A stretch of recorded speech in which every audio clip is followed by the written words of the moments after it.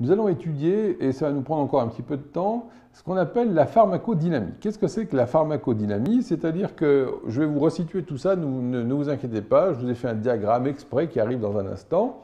Mais l'idée, c'est qu'on a discuté, et nous sommes toujours dans la discussion du second chapitre de l'organon, c'est-à-dire l'art de guérir en 3 points. Alors ces 3 points, c'est un peu normal, puisque n'oubliez pas que le fondateur était franc-maçon, mais enfin, il y a quand même 3 points principaux à discuter, c'est-à-dire, premièrement, les critères morbides, et ça, c'est l'évaluation du patient, l'examen du malade, etc. Nous avons longuement parlé de tout ça. Et maintenant, on va voir de façon très logique comment faire pour maintenant comprendre les propriétés des médicaments, c'est-à-dire comment faire pour que ce que nous constatons chez le malade, nous puissions y trouver son vis-à-vis, son pendant dans la matière médicale. Donc vous voyez que de façon extrêmement logique, Hahnemann poursuit inexorablement son exposé.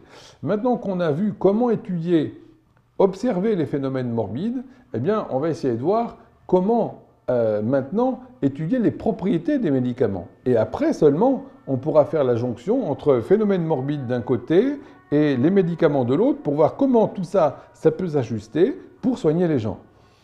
Donc c'est vraiment quelque chose de tout à fait imparable dans la logique, c'est Hahnemann. Voilà, excusez-moi de vous rabâcher tout le temps la même chose. Alors, pour ça, je vous ai fait le petit diagramme que peut-être on pourra zoomer par partie, mais ce n'est pas grave. Juste pour que vous imbibiez déjà maintenant bien de comment est l'organon, quelle est la structure de l'organon.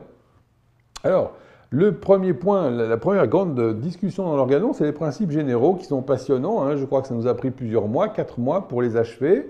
C'est-à-dire que du paragraphe 1 au 70, j'ai hésité à vous dire 70, vous allez avoir donc toute la discussion sur de façon logique qui nous amène à comment on est obligé d'arriver à l'homéopathie. Alors, dans le tout début, vous avez les principes vraiment de base qui vous rappellent ce que c'est qu'être homéopathe, c'est-à-dire avoir cette vocation médicale. Et on se rend compte, à mesure que les années passent, que la vocation médicale se trouve de plus en plus raréfiée en médecine, où on a des gens qui peuvent parfois passer leurs premières années de médecine, et une fois arrivés là, ils sont tellement dégoûtés de la médecine qu'ils disent « Bon, stop, je ne peux plus faire la médecine, c'est intolérable, je ne peux pas supporter les hôpitaux, ni ce qu'on fait aux gens. » Et vous voyez comment, de cette manière, on a un appauvrissement, je dirais, de la vocation médicale parmi les médecins. Et ceux qui restent, ceux qui survivent à ce formatage en règle en même temps, sont des gens qui ont de la peine à passer à l'homéopathie. Et ça, c'est vraiment un écueil, ce qui fait que je pense qu'il est vraiment très bon de pouvoir enseigner l'homéopathie à tous ceux qui veulent l'entendre.